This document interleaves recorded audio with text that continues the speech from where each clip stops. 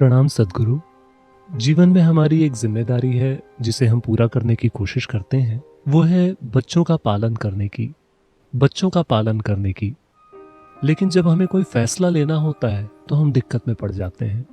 हमारे सामने समस्या आ जाती है कि क्या करें या क्या ना करें। क्या आप हमें थोड़ी सलाह दे सकते हैं कि जब हमें बच्चों के बारे में कुछ तय करना हो कि हम कोई फैसला लें या ना लें, तो हमें किन बातों को ध्यान में रखना चाहिए? आप उनके लिए सारे फैसले क्यों ले रहे हैं? यही तो समस्या है। मुझे यकीन है कि मैं फैसला लेने के लिए सही इंसान नहीं हूँ, लेकिन फैसला लेना चाहिए या नहीं, जब हालात ऐसे हों तो मुझे क्या करना चाहिए?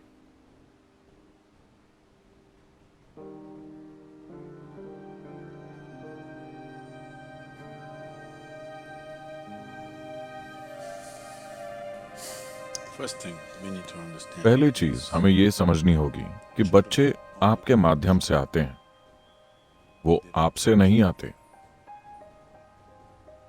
वो आपकी प्रॉपर्टी नहीं है कि आप उन्हें जैसा चाहें वैसा रख सकें। नहीं, वो नहीं है।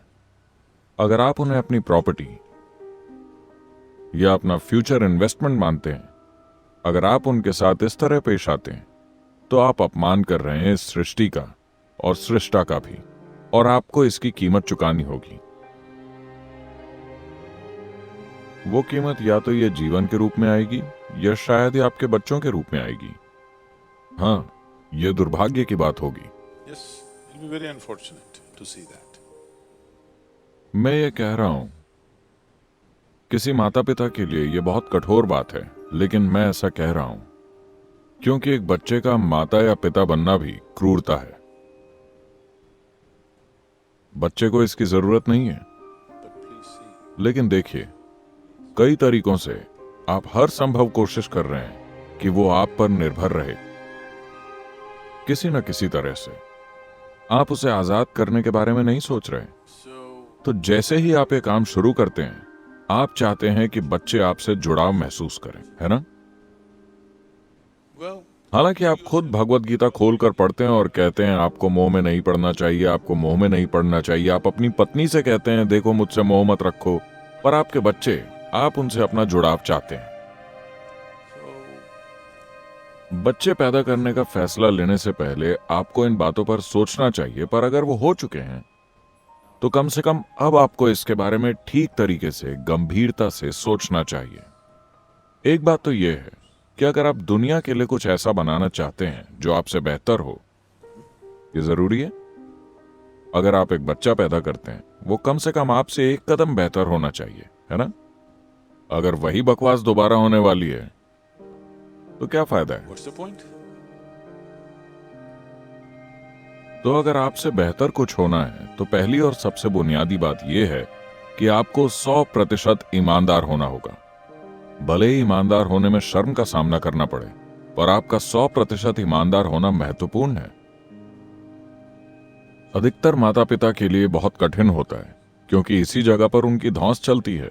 उन्हें अपने बच्चों के रूप में बढ़िया श्रोता मिल जाते हैं। वो कहीं और बोलते हैं तो कोई नहीं सुनता, पर बच्चे 12 साल का होने तक तेरा खतरनाक है। जब तक वो 12 के होते हैं तब तक आपके पास बढ़िया श्रोता होते हैं। आप उसे भी खो रहे हैं। आजकल और भी पहले हो रहा है ना? Yes. आप इसे और भी पहले खो रहे हैं। तो वो कितने साल के हैं? 4। ठीक है, तब तो सुधार की गुंजाइश है। आपको ये करना ही होगा। उनका पालन करना बंद करें। उन्हें बस अच्छे साथ की जरूरत है, घर में घूमते हुए किसी बेहुदा बॉस की नहीं, है कि नहीं? जब आप बड़े हो रहे थे, क्या आपको अच्छा लगता था कि कोई आपको ऑर्डर देता रहे? क्या आपको अच्छा लगता था? नहीं। तो उन्हें एक दोस्त की जरूरत है। उन्हें किसी माता या पिता की जरूरत नहीं है। वो काम पहले ही हो चुका है। पिता बनने का या मां बनने का मतलब है उनके शरीर को जन्म देना। वो हो चुका है। अब वो खुद एक जीवन बनने की कोशिश कर रहे हैं। उन्हें जरूरत है एक दोस्त की। The only qualification you have against them आप उनसे केवल इसी मायने में आगे हैं कि आप उनसे कुछ साल पहले यहां आए, बस इसी में आप आगे हैं। आपके पास और कौन सी योग्यता है?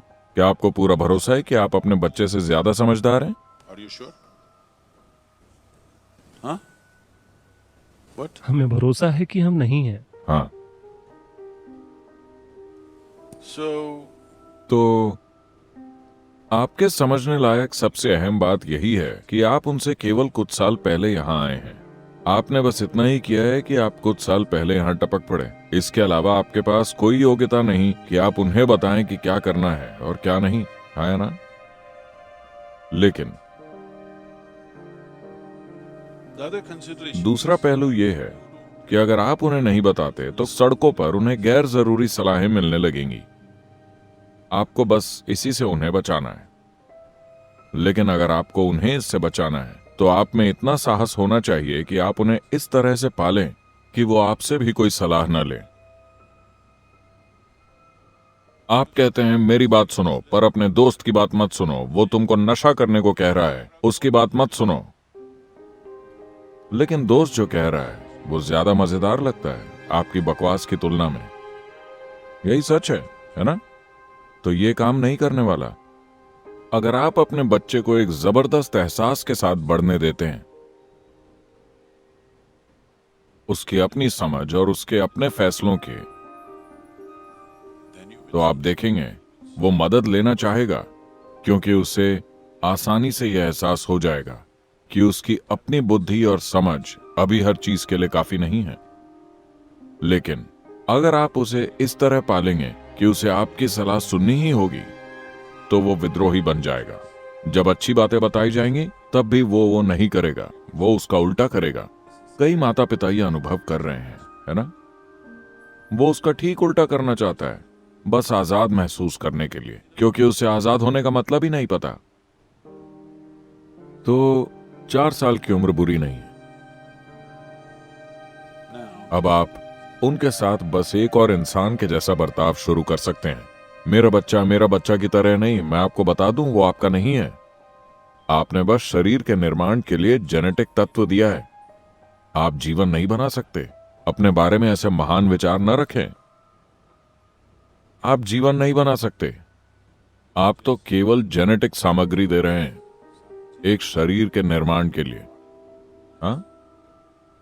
और आपने तो इन चीजों के बारे में सोचा भी नहीं। आप शारीरिक मजबूरियों के चलते कुछ करते हैं और वो पैदा हो जाते हैं। Yes. So, तो ये बात समझ लीजिए कि बच्चे को आपने नहीं बनाया है। ये एक सौभाग्य है कि वो आपके माध्यम से आए हैं। इस सौभाग्य का आनंद लीजिए, इस सौभाग्य का सम्मान कीजिए, इस सौभाग्य का दुरुपयोग मत कीजिए। ये बहुत महत्वपूर्ण है। आपको ऐसा या वैसा क्यों पाला गया? आपको बड़ा होकर एक इंसान बनना चाहिए, है ना? दरअसल लोग कभी ऐसा माहौल ही नहीं बनाते जिसमें कोई व्यक्ति फल फूल सके। उन्हें वैसा ही पाला जाता है जैसा आप उन्हें बनाना चाहते हैं, वैसा नहीं जैसा उन्हें एक जीवन के रूप में होना चाहिए।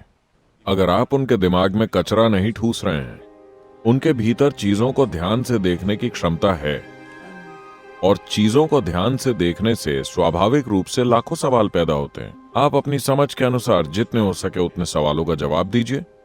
आप जो नहीं जानते उन्हें बता दीजिए, मुझे नहीं पता, मैं बस तुमसे कुछ साल पहले ही आ गया। इसका मतलब ये नहीं कि मुझे सब कुछ पता है। अपने बच्चों के सामने स्वीकार करें, दिक्कत क्या है?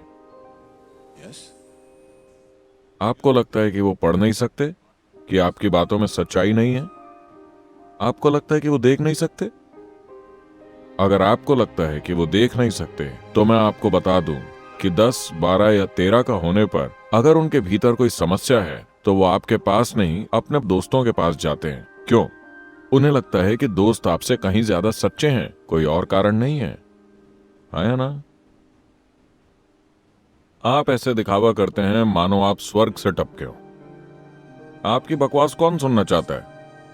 अगर आप 10-12 साल की उम्र तक उन्हें ब्रेन वॉश ना कर दें तो वो नहीं सुनेंगे। कोई भी समझदार इंसान फालतू बातें नहीं सुनेगा, है ना?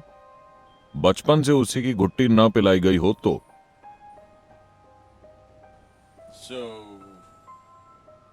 तो इस सौभाग्य को पूरी सावधानी और सम्मान के साथ संभालिए। इसका दुरुपयोग मत कीजिए। आपको बस उन्हें गलत प्रभावों से बचाना है, बाकी उन्हें आजाद छोड़ दीजिए। अगर आपको लगता है कि वो गलत रास्ते पर ही जाएंगे तो ये आपका खुद का अनुभव होगा। आपको खुद पर पूरा भरोसा है, मेरे बच्चे गलती ही करेंगे। Just protect. बस उन्हें गलत प्रभावों से बचा कर रखें, और साथ ही वो आपके प्रभाव से भी मुक्त होने चाहिए, क्योंकि वो भी एक बुरा प्रभाव है। I'm saying मैं कह रहा हूं कि अगर आप ये दिखा सकें कि जो आप कर रहे हैं वो वास्तव में महत्वपूर्ण है और आप इसमें अपनी जिंदगी लगाने को तैयार हैं, तो आपके बच्चे उसमें अपनी जिंदगी क्यों नहीं लगाएंगे? अगर आप ऐसा समर्पण नहीं दिखाते, अगर आप जीवन के साथ वैसा जुड़ाव नहीं दिखाते और आप उनसे कुछ महान बनने की उम्मीद रखते हैं, नहीं, ऐसा नहीं होगा। और वो आपकी बकवास नहीं सुनते, वो देख रहे हैं कि आप क्या करते हैं और आप क्या हैं, है ना? तो अगर आप बच्चों को बड़ा बनाना चाहते हैं तो पहले खुद को बड़ा कीजिए। बच्चों की चिंता मत कीजिए, बस खुद को एक शानदार इंसान में विकसित कर लीजिए। अगर आप ऐसा करते हैं तो उनके साथ भी वही होगा। यह गलत नहीं हो सकता, लेकिन इसकी कोई गारंटी नहीं है। no guarantee. जीवन के हर पहलू की तरह इसकी भी कोई गारंटी नहीं है, क्योंकि सड़क पर कोई और ज्यादा शक्तिशाली प्रभाव मौजूद हो सकता है। Isn't it?